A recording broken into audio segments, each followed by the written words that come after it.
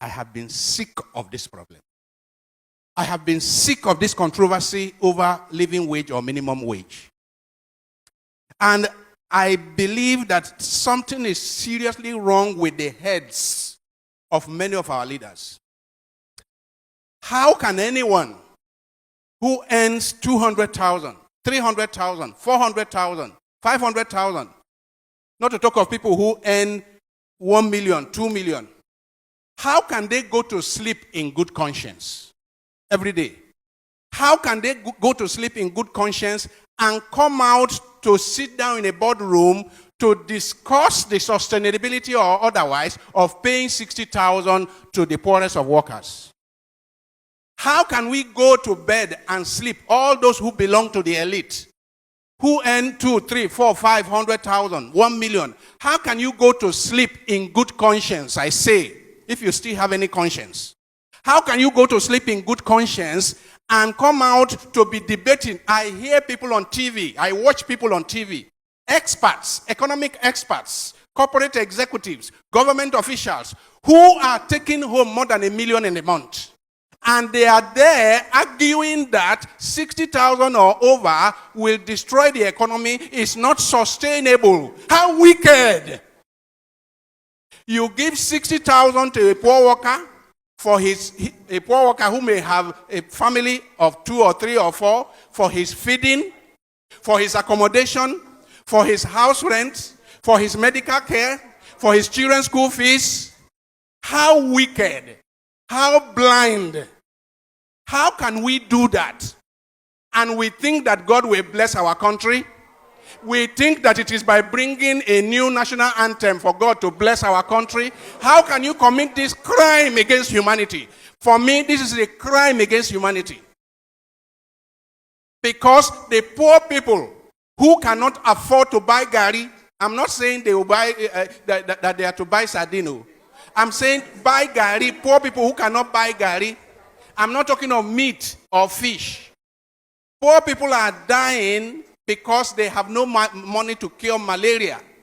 How can you go to sleep in good conscience? Those of us who belong to the elite, how can we go to sleep with good conscience and we are debating and we are discussing and we vote 500 million naira to meet and debate about paying 60,000 to the poor? My dear friends, I see this as a new form of apartheid. Nigeria is one of the most unequal societies in the entire world. A society where it's like the animal farm. A society where we have conspicuously rich people, people who are living in conspicuous consumption, and others who are in deplorable, dehumanizing poverty.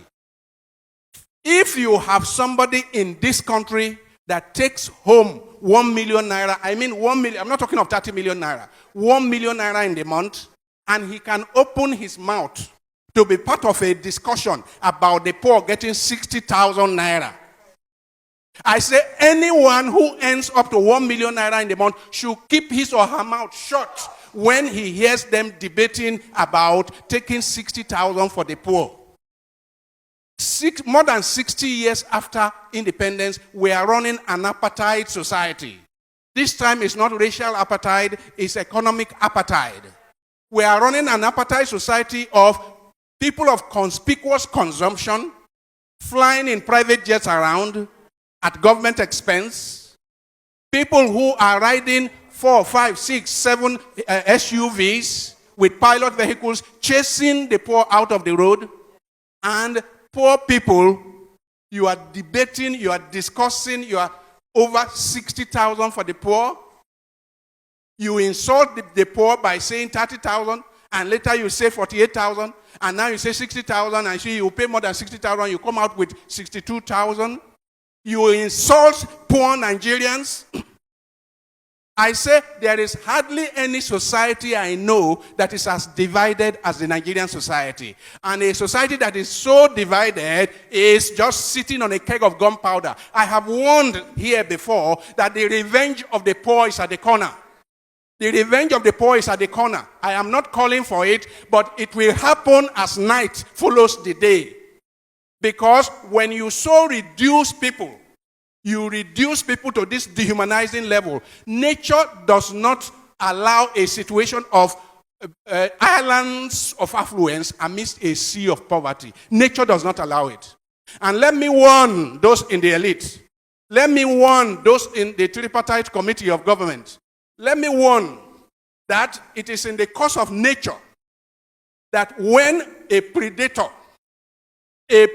continues to devour the very resources that the predator needs for his own sustenance, nature will take out the predator in order to have equilibrium, in order to have a measure of equilibrium. Nature is about balance, you know. All of nature is about balance, and human beings are part of nature.